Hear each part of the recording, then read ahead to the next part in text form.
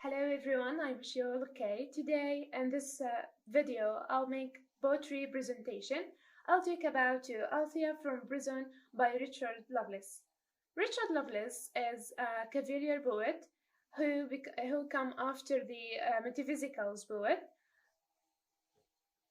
who supported the King Charles I against the Puritans. Uh, The main theme is about freedom, which we'll talk about in this presentation. First of all, let's show the whole poem. As we see here, this poem have 4 stanzas, and each stanza has 8 lines.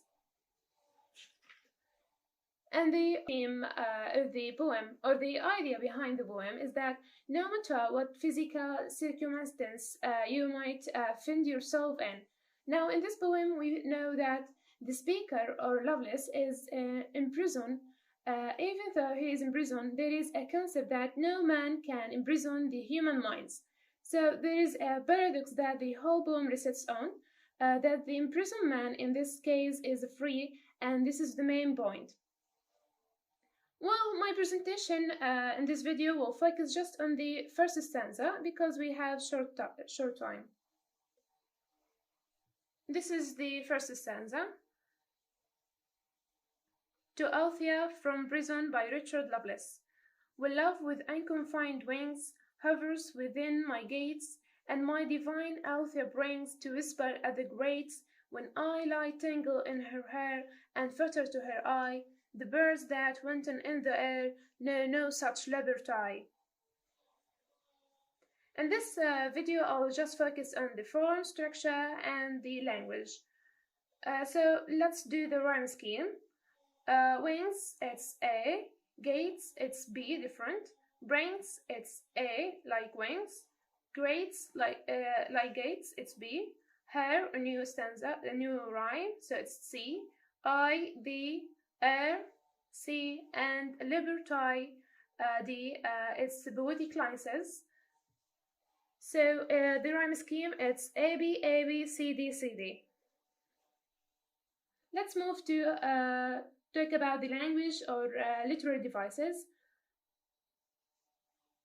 In the first line, when love with unconfined wings, we see the repetition of the letter W, when, with, and wings, that called alliteration in this line.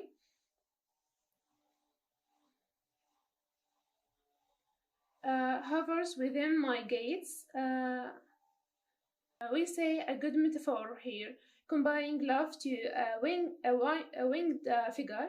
It's like love is something free and unconfined. And my divine Althea brings. Althea here is probably referred to Loveless Love. Her real name is Lucy Satcherville. So we see here a beautiful picture that the love, which maybe symbols Althea, has wings and fly to Loveless cage. So in a way or another, it's considered a personification or a beautiful metaphor. To whisper at the grates. We notice here the speaker use the word whisper, not tell or speak, which is something that is very often seen as a secretive action, also very gentle thing. So as we can see, that is sense of secretiveness over her, where the love that he has with Althea is something that is secret between the two of them. When I lie tangled in her hair and flutter to her eye, we can see that there is some internal rhyme here. When, with I, the pronoun, and lie, also repetition of the letter H, hair, and her, which is another alliteration. Also, the two words tangled and fettered, which consider Brison's word, uh, here the poet uses it to suggest something that is confined or imprisoned, which maybe mean be unable to get out something or to be bound to something, which that give us a sense of confinement. But for the speaker, it's a very act of being fettered to eye, which mean gaze eye to eye, and tangled provide him with some sense of freedom. The last two lines: the birds that went on in the air know no such liberty. There is a repetition of the sound with no and no over there, and there is also internal rhyme in these two words, which may indicate that even the birds that are free and in the air have no such liberty as this love that the speaker feel of. Okay, this is my analysis for this stanza that focus on the structure, form, and language. But at the end, I want to mention the core two lines in this poem, which are in the last stanza. Stone walls do not a prison make, nor iron bars a cage.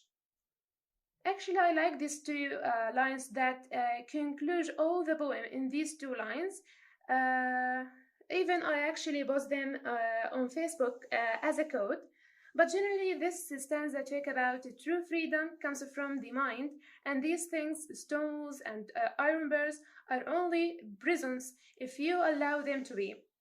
At the end of this video, I would mention that this poem, in a way or another, mimic or echoed our condition as a Palestinian reality, especially the prisoners in Israeli prisons, and how they suffer every day because the cruelty treatment from Israeli soldiers. And the greatest example of this is the hunger striker Muqdad al-Qawasma. May Allah heal him. And that's it for today. Thank you for watching, and bye bye.